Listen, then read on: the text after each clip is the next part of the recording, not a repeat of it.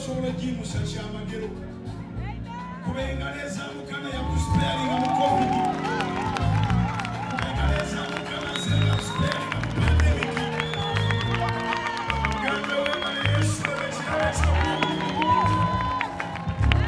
Haleluya. Njagala nnyo abayimbi kubanga bayimba enjiri nze nembuulira enjiri. Bayimba njiri ffe ne tubuulira enjiri. Olwekyo sisobola kubalekerera era okuva ku ssaawa nga 2 n'emisana mwalabyeko nakati zooti tennavaako buli kintu kyonna ekibadde wano kubanga Levixone yagamba eno tegenda beera konsati bukonsati. Kati ndowoozeeza nti abali ebuwarabu abali e Bulaaya abali mu Amerika abali e Canada babadde beetaaga okugabana blessing. Solo timini yaffe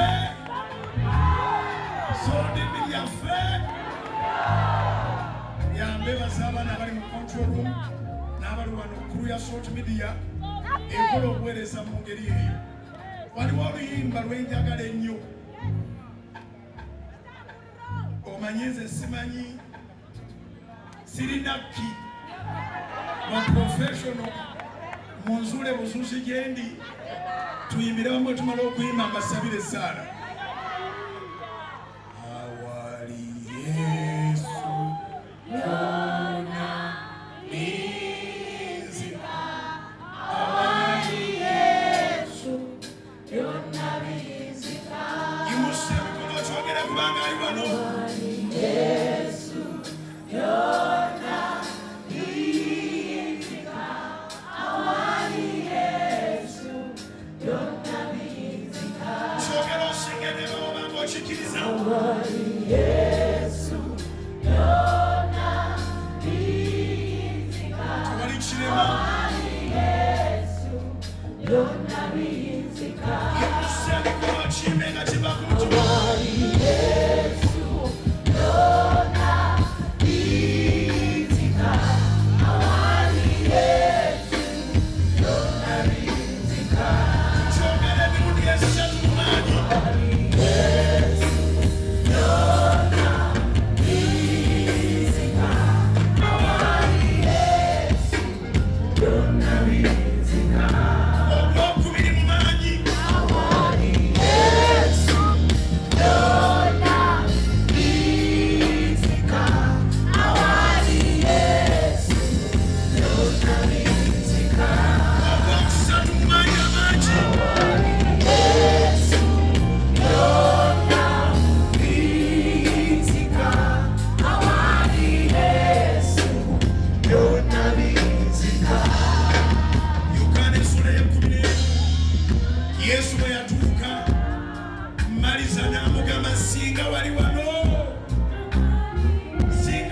manyinaze tigandifudde. Ne Yokaana 11:25 Yesu n'amugamba nti nze bulamu era nze kuzuukira afiira mu nze era ddamu n'abeera omulamu byonna biyinzika.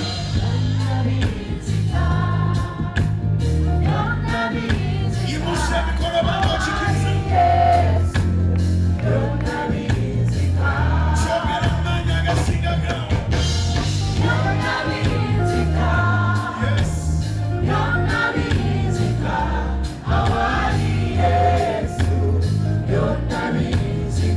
Kyogera mu maanyi agasinga gaawo.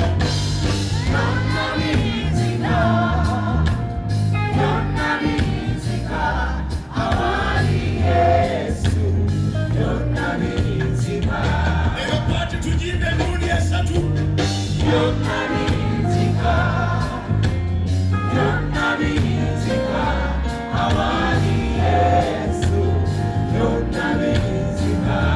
Ogwokubiri mu maanyi amangi.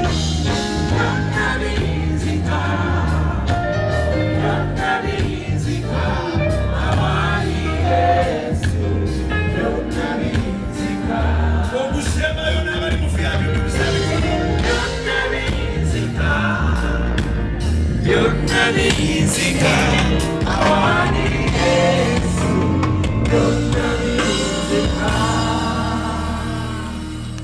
Monday, house of prayer, ne mu ggwanga lyonna abaana babakkiriza tugenda kulangirira ekisibo kya nnaku 21. Olwaliro wano we tuli, eggwanga lino lirina obujulizi. Vice President wa Uganda, Right Honorable Jessica Alupo, ava kulangirira nti lockdown y'Emubende ne Kasanda evuddewo. Sikubira waggulu mu linnya lya Yesu olw'ekyo abadde asabira baganda baffe ab'Emubende ab'e Kasanda, sikubire Mukama yakikoze n'ekikyo agenda kukikola.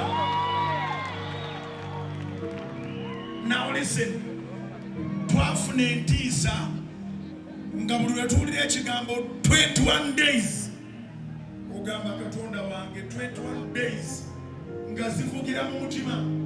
Therefore 21 days nga zivugira mu mutima. Naye tugenda kusaba n'okusiba okuva ku Mande ennaku 21 zitandika nga 28 November, tugende tuzitwale paka ng'ennaku z'omwezi 18 December zigenda kubeera 21. Naye buli kyoyagala Mukama agenda kikola. Tugenda kusabira mu lunyiriri oli mu kitabo kya Lubereberye Essula 50 olunyiriri lwa 20. Yusufu n'agamba baganda be nti mwakigenderera bugenderezi okunkola obubi, ne Mukama n'akigenderera bugenderezi okunkola obulungi. Pulaani z'omubi zonna zigenda kufa. Yimusa emikono gy'okusabire Katonda wa Ibulayimu ne Isaaka ne Yakobo, mu maaso go bwe tuli, mu linnya erya Kitaffe n'Omwana n'Omwoyo Omutukuvu lye tukkiririza mu Trinity. Nyimirira mu mafuta ne mu maanyi ne mu buyinza obw'Omwoyo Omutukuvu okulangirira ekigambo nga bwe wakitadde ku mutima gwange wano we kisookedde okwogerwa mu konsati ya Levixone nti Lubereberye Essula 50 olunyiriri olwa 20 buli baluganda kye bagenderera nga kibi wakikyusa ne kibeera eky'obulungi. Nkwegayiridde abantu bano n'okuva ne mu bakyali mu mbuto, Sitaani alumba n'olubuto olwakagwamu. Buli lukwe lwa Setaani lwabadde akoledde omukyala ali olubuto, buli lukwe lwa Setaani lwabadde akoledde Nakawere, buli lukwe lwa Setaani lwabadde akoledde omwana omuto, buli lukwe lwa Setaani lwabadde akoledde omuwala, buli lukwe lwa Setaani lwabadde akoledde omulenzi, abavubuka bonna. Enkwe za Setaani zabadde akoledde abakyala, enkwe za Setaani zabadde akoledde abaami. Mu linnya lya Mukama waffe Yesu zife! Enkwe za Setaani zife! Buli pulaani ya Setaani efaafagane ng'entunga eyiika. Lulimi Luganda Setaani akiwulidde, talina kyagenda kutuukiriza ku byabadde akwagaliza. Ennaku 2-3-4 ezisigaddeyo ofuluma November, Katonda akuweremu omukisa gwonna gw'obadde obiisinze. Muganda wange Grace Lwega Apostle yasabidde kuwonyezebwa. Nze nsaba ekyamagero ky'olindiridde okumala emyaka naye nga tekijja, kati kiveeyo. Imusa emikono tusabe ku kyamagero kya sente. Sika sente mu linnya lya Yesu, sika sente mu dola, sika sente mu pounds, sika sente mu euros, sika sente millions and billions and trillions mu sente za Uganda. Twetaaga sente Mukama. Myaka 2 egiwedde tetwafuna sente, era guno omwaka Mukama tusigazaayo ennaku ntono n'omwezi gwa Desemba. Naye nkwegayiridde buli ali mu kifo kino, na buli ali ku Salt TV live, abali ku Salt Media app emitala w'amanja ne guno, abali ku YouTube ya Salt n'abali ku Facebook ya Salt bawe ku sente. Abasimbula ebigere ne bava wano tebagenda kukyala, tebagenda mu baluganda lwabwe, bagenda kunoonya ssente. Abali e Buwarabu zibawe, abali e Bulaaya Europe yonna zibawe, abali mu Asia zibawe, abali mu Australia zibawe Mukama, abali mu USA zibawe, abali e Canada zibawe, abali mu Latin America zibawe, abali e South Africa zibawe, abali mu Southern Sub-Sahara zibawe, abali mu Eastern and Central zibawe, abali mu mawanga agatwetoolodde wano zibawe. Mukama, abali mu West Africa, abali mu Africa yonna zibawe. Nsabira omuntu alina bbiiru naye ng'ogitunuliranga owulira n'obulamu bukutamye ng'ogamba kati bbiiru eno ngenda gikola ntya. Nsaba Katonda akola ebyamagero. Eyasanga nga Laazaalo amaze ennaku nnya mu ttaka, Yokaana 11, n'abuuza gye baamuziika mu linnya lya Yesu. Oyo yamugamba mu Lunyiri olwa 43:4 nti Laazaalo vaayo. Naawe gy'obadde ogenda erinnya lya Yesu likuyiteyo. Togenda genda mu kyalo, togenda genda mu kkomera, gwalina looni ekumazeeko emirembe, bammanerenda bakunoonya, okyusiza amasimu ogagyeeko, ogalira n'opportunities olw'ab'amabanja. Nsaba Katonda eyajjawo ebbanja ly'ekibi, ekibi tetwandisobodde kukisasulira, naye n'awaayo omutango nga ye mwana, omwana n'awaayo obulamu n'omusaayi gwe. Leero nze naawe tugenda mu ggulu, tuli baana ba Katonda, tuli batukuvu, twagulibwa n'omusaayi ogw'omuwendo.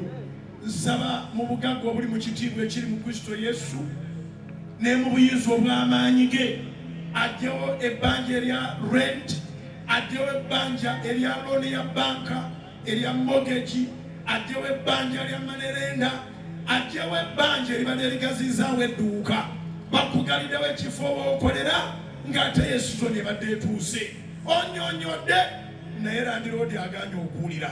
Nsaba Katonda atajeemerwa awulize landiroodi wo, ate nsaba Katonda atajeemerwa abeeko gw'alagira sente ezo ze bakubanja ozifune nga zakyamagero, n'emmaali ebadde ekendedde mu masa, emirimu egibadde egitandise okukka, Katonda agiteekemu omukono gwo ogw'amaanyi, olabe ng'ofunye kapito, olabe nga weeyongeddemu items, okole sizoni eno.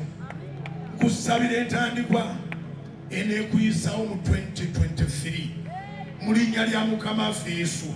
Katonda nga bw'ali omulamu, buli kye babadde baagala okukolera, Bayibuli egamba Yobu 5 olunyiro lwe 12-13 nti atta enkwe z'abagerengetanya, emikono gyabwe ne gitayinza kutuukiza bye batandise, era akwasa abagezigezi enkwe zaabwe. Oyo eyateeka Moridekaayi mu exit n'amuwonya okuteekebwa ku kitindiro, naye ekitindiro ne kigendako Kamani eyakissaawo. Buli kye babadde bakuteekeddewo bagende okwekanga nga be bakiguddemu mu linnya lya Mukama waffe Yesu Kristo. Nsabira alina omusango mu kooti nga gwakutama, wonna w'oli oba oli wano owazezza okooye, oyagala bigwe, omuwolereza bw'abamulekwa ne bannamwandu akuviireyo mu linnya lya Yesu. Nsaba Katonda nga tuyingira omwezi gw'amazaalibwa, gwali wano mu konsati eno, ng'ogende n'omwana. Bayibuli egamba alina omwana alina obulamu. Ogende n'omwana Yesu, ogende n'omwana Yesu, kitwale ekyo. Bw'oba olina essimu oba manepaasi oba waletiyo, giwanike mu bbanga, obeeko ekigambo kyogero. Oba oli mulokole oba toli mulokole, Katonda yaŋŋamba nti Bugingo oyingira ekibuga osabe n'abantu bonna, abalokole n'abatali balokole. Ebyabwe bwebiri ku mmeeza ya Mukama, imusa essimu ya Mukama giyisemu ekyamagero, imusa waletiyo, imusa manepaasiyo, imusa kaadi ye ya banka, imusa passport bwekisobola okubanga coincidental watambula ne passport yo, imusa ebisumuluzo bya piki, by'emmotoka, bya lookapu, by'edduuka, bimuse. We live by faith. Ffe tetuli balamu lwa kulaba bulabi, tuli balamu lwa kukkiriza. Era okukkiriza kye kitegeeza ebitalabika. Imusa okkiriza ekyamagero.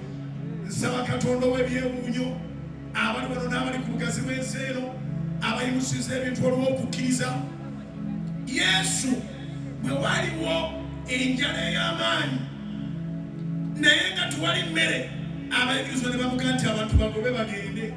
Yesu n'agamba nti mbasaasira ennaku 3 nga bali nange nsaba essaawa ze tumaze wano Mukama akusaasire. Wazolooza nti tunaddayo mangu naye zino zigenda kuwera 7. Nsaba Katonda atunule mu mbeera yo akusaasire. Yagamba sobola baleka genda, woziba n'azirikira mu kkubo. Ate n'ekirala abantu bano bava wala. N'ayimusa obwennyanja kyembadde ŋŋendako, n'ayimusa n'obugaati nga tebulina bwe bwenkana, n'agamba abayigirizwa nti mutuuze abantu, n'ayimusa neyebaza. Okuyimusa ebintu si ddiini mpya. Yesu bwe yayimusa obwennyanja bwawera, Yesu bwe yayimusa obugaati bwawera. Nsaba naawe Katonda akuwa abundance ng'oyimusizza akawunti yo, ng'oyimusizza essimu yo, ne bw'oba weebase blessing sigale nga ziyingira mu ssimu. Nkikusabidde mu linnya erya Yesu, buli ky'osabye ng'oyimusiza ebintu byo Katonda omulamu akikkolere. Kitange wangamba nti Bugingo tolekangayo saala nga tosabidde bantu favor. Kyenva mbasabira favor, extraordinary favor, the favor that attracts miracles like a magnet, irresistible favor, the favor that none of our enemies, none of our adversaries can be able to contradict or resist. In the mighty name of Jesus. Akwatenga bona akagabo, alwane n'abalwana naffe, akwatenga bona akagabo, awakane n'abawakana naffe, bino ebiro byaffe, atulwanire era atuwangulire. Nangirira mu linnya erya Yesu, ebituli by'eggulu byeggule, akuyire feva. Ne gwe batenda nti mukodo mu sizoni eno akwate mu nsawo ye abeeko ky'ateeka mu mikono gyo. Gwe batenda nti muzibu abantu babuuze wamuwadde ki, naye gwe omugyeko ekyalemerayo abalala. Otunda ebiremi abalala okutunda, otunda ebyadiba. Nkuyitira omukisa ova mu nsonda zonna, ogwa Masekati, ogwa Kitaffe n'Omwana n'Omwoyo Omutukuvu, ogwa Ibulayimu ne Isaaka ne Yakobo, omukisa gw'abatume, omukisa gw'abasumba, omukisa gw'abasomesa, omukisa gw'ababuulizi b'enjiri, omukisa gw'abannabbi, omukisa gwa Mukama ogusinga okutegerekeka, omukisa gwe gwayogerako mu ngero 10:22, omukisa ogugaggawaza so tagatako wamu nagwo obuyinike. Gutwale! Kitange wangamba nti Bugingo b'osaba nabo bonna ndibafuula akalango. Nsaba Katonda eyamanyisa nze ava eri ewala. Nsaba Katonda eyamanyisa abaweereza bonna betulabye abava ewala. Naawe akufuula akalango, akufuula akalango nga bonna balaba. Bakulabe ngo rising up mu linnya erya Yesu. Bakulabe ngo rising up against every curse, against every reproach, in the mighty name of Jesus. Akufuula akalango era n'ekyabaafunamu bonna abaali bakumanyi bakulabe bagambe tugenze kunoonya Katonda we. Abantu balokoke olw'okubanga akufudde akalango. Bajjenga bakulinnya akagere balabe ng'oyingidde ekkanisa y'abalokole tiwaloga bulozi, naye Yesu yabakufuula akalango. Obeere billboard ya Mukama ali wakyagala emusa emikono. Obeere billboard ya Yesu, obeere akalango ka Yesu. Emirimu gye gyonna agirange ng'agirangira ku gwe. Beera billboard yabeera akalango, kitwale in the mighty name of Jesus. I give to them, Lord, all the praise and all the glory and the honor. Ekitiibwa kitwale. Mukama byonna by'ogenda okukola sigaba na kitiibwa. Kitwale. Mukama abawe omukisa.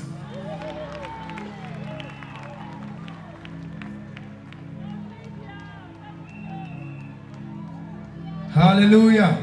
Tukubire Yesu Kristo engalo ez'amaanyi.